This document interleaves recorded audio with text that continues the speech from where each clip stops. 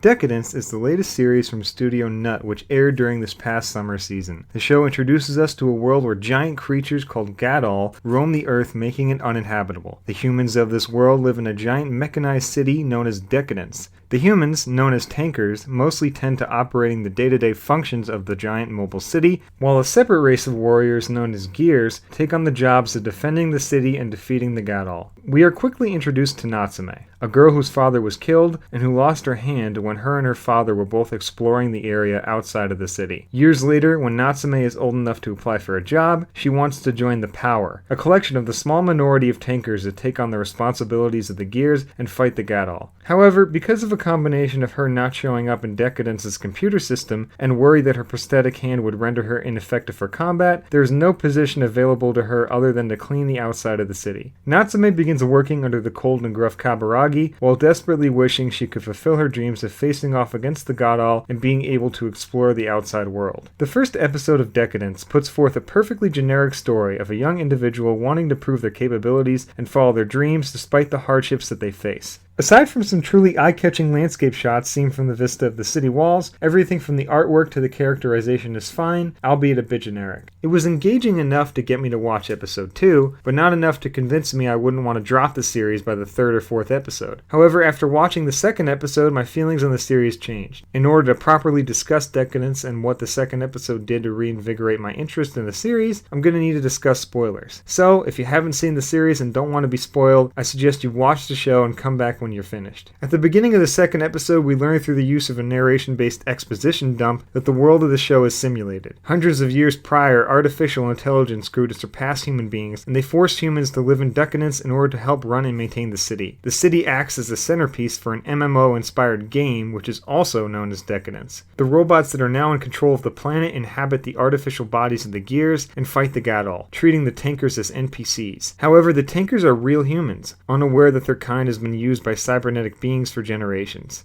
We then learn that Kaburagi is a robot who has been forced by the robots in charge to inhabit an artificial tanker body and eliminate bugs, any element unaccounted for by the head robots. The show from this point on utilizes dual art, tone, and even directing styles. The scenes taking place in Deca-Dence showcase a more traditional animation style, with directing, especially action scenes, being very reminiscent of Attack on Titan, with characters constantly gliding through the air and featuring action scenes that showcase lots of full body movements. The scenes of the robots, on the other hand, were done in a more cartoonish style that reminded me of many studio trigger works. I think that both art styles are handled well enough, though the art style we start with is definitely less memorable than the more expressive and goofy robot style. While I don't think that the art direction in the scenes taking place in Deca-Dence are particularly memorable, I think that the animation itself is strong throughout. It's energetic, with smooth character and camera movements that work in the show's favor.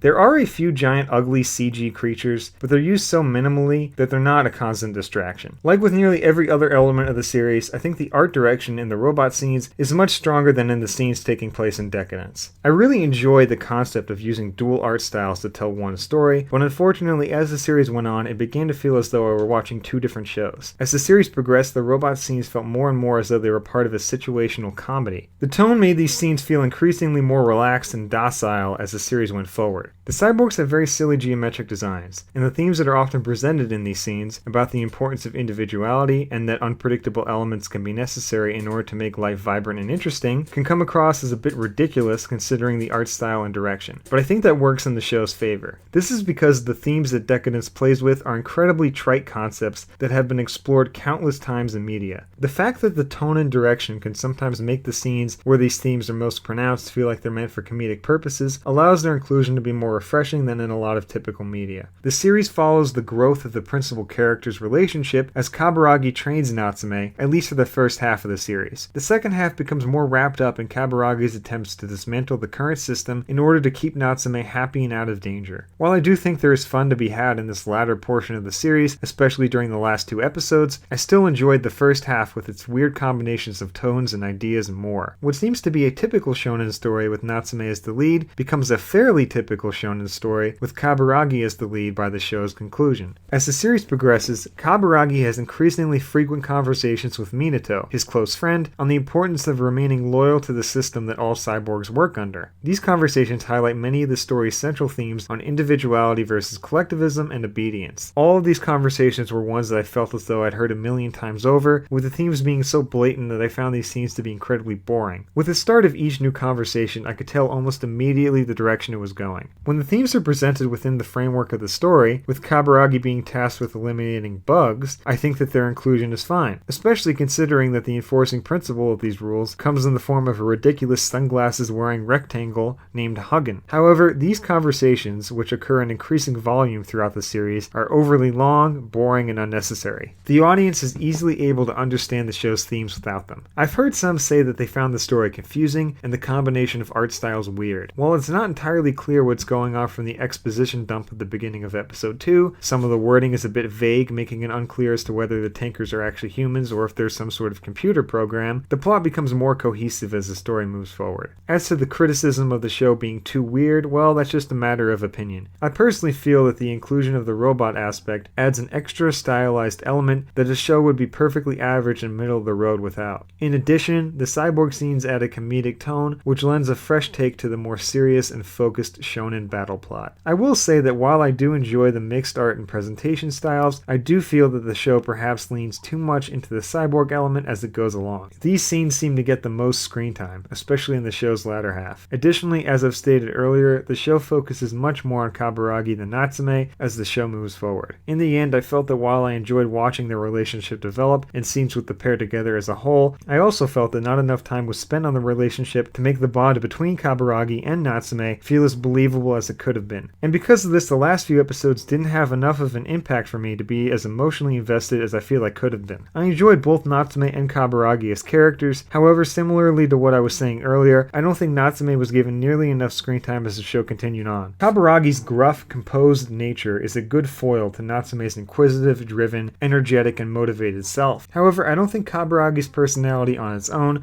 is enough to carry the show, and unfortunately we are given way too much time from his perspective, so that by the end of the series, he's basically the lead character. Speaking of characters, none of the supporting cast is nearly as likable or memorable as Natsume or Kaburagi, and nearly all of them exist with the express purpose of being able to assist our leads in some way. All in all, I enjoyed Deca-Dence. I think it's an interesting show with a unique combination of ideas and a pair of likable main characters that sometimes becomes too lost in its own uniqueness that it forgets to tell a coherent and well-rounded story with characters that have fully developed arcs. The series focuses too much on specific plot-related goals as it progresses and doesn't leave enough time to develop the characters and their relationships with one another. However, the fluid pacing, energy, action, and melding of different styles makes Deca-Dence a fun, bingeable series that I recommend checking out if you haven't already. I'm giving